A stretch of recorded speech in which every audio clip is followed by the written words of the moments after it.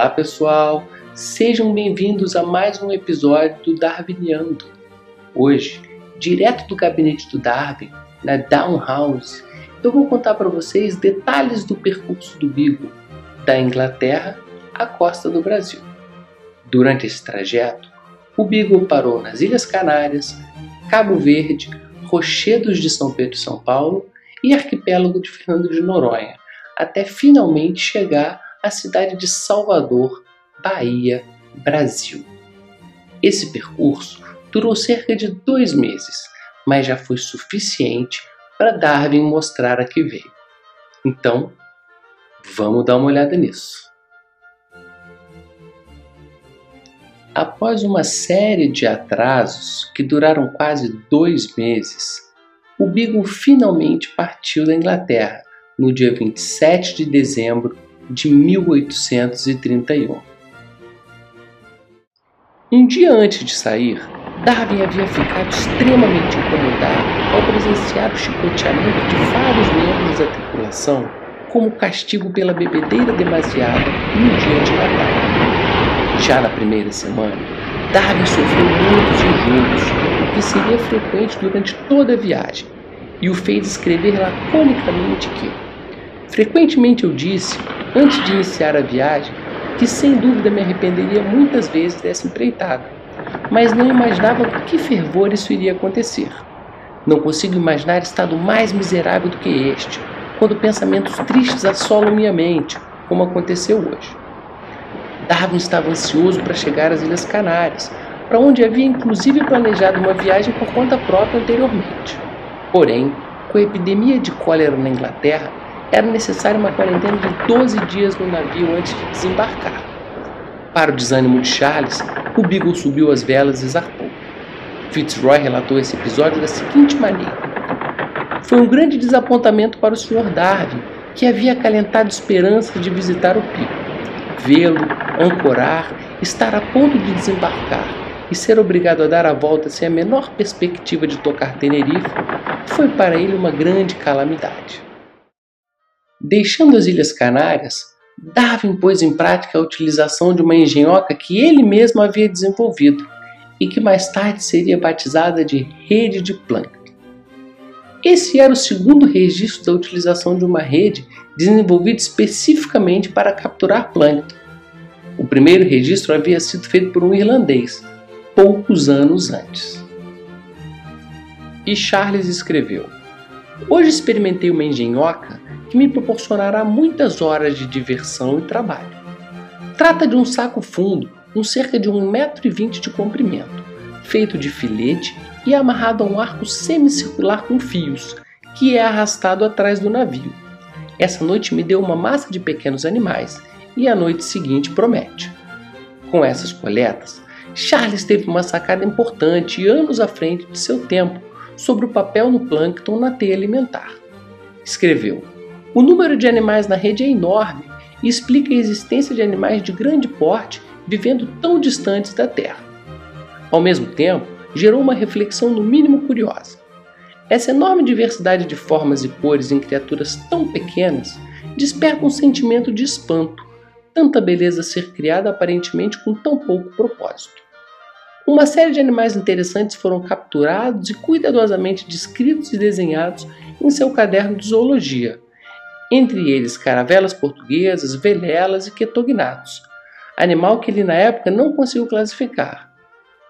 Em 16 de janeiro, o Beagle chegou a Cabo Verde, onde Darwin fez uma série de coletas e estudos sobre a vida marinha, além de seu primeiro estudo geológico.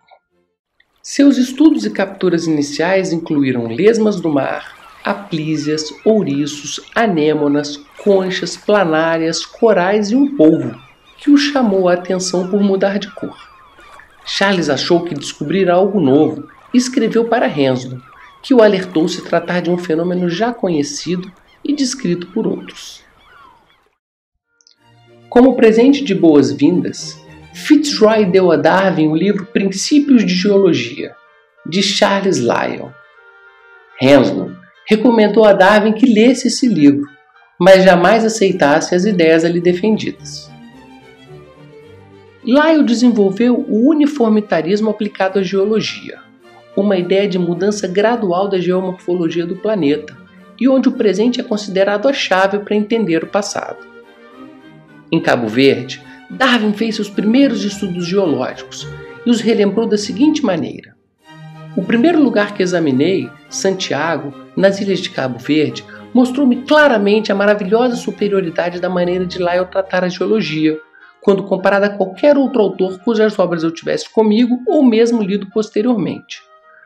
Ali se deu o primeiro projeto geológico de Charles, que foi examinar a estrutura das ilhas de Cordonizes.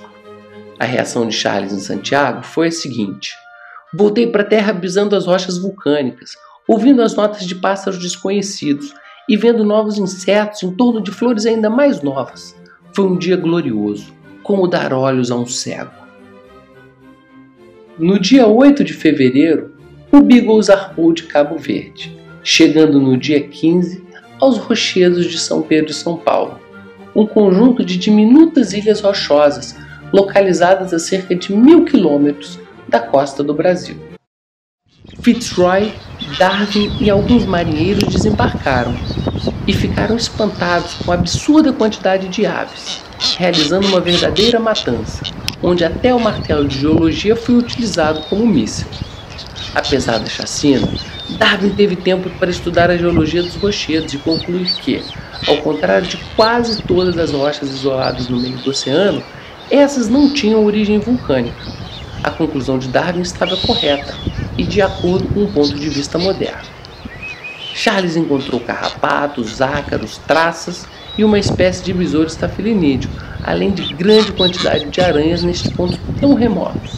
No dia seguinte da partida dos rochedos, o Beagle cruzou a linha do Equador e Darwin foi submetido ao tradicional batismo, ritual em que teve seus olhos vendados, seu rosto pintado com carvão, seu corpo molhado com baldes d'água e finalmente lançado em uma rede cheia de água. Em 20 de fevereiro, o Beagle chegou a Fernando de Noronha, onde Fitzroy precisava realizar algumas medições de latitude. Enquanto isso, Darwin, segundo ele mesmo, realizava uma maravilhosa caminhada pela floresta. Porém, após longa caminhada, Darwin percebeu que ainda não estava diante da exuberância dos trópicos descritas por Humboldt e que ele tanto sonhava em presenciar. Darwin concluiu ainda que, ao contrário dos rochedos de São Pedro e São Paulo, Fernando de Noronha possuía origem vulcânica e destacou a imponência da elevação rochosa, hoje conhecida como Morro do Pico. O Beagle ficou apenas 2 dias em Fernando de Noronha, de onde partiu direto para Salvador, na costa do Brasil. Mas a estadia de Darwin em Salvador será justamente o tema do próximo episódio. Então, pessoal, que bom que chegaram até o final desse episódio. Eu acho importante ressaltar a inventividade de Darwin como biólogo marinho, além da importância da leitura de Lyell para os seus estudos em geologia. O próximo episódio será sobre a estadia de Darwin na cidade de Salvador, Bahia, Brasil. Espero vocês lá. Até logo!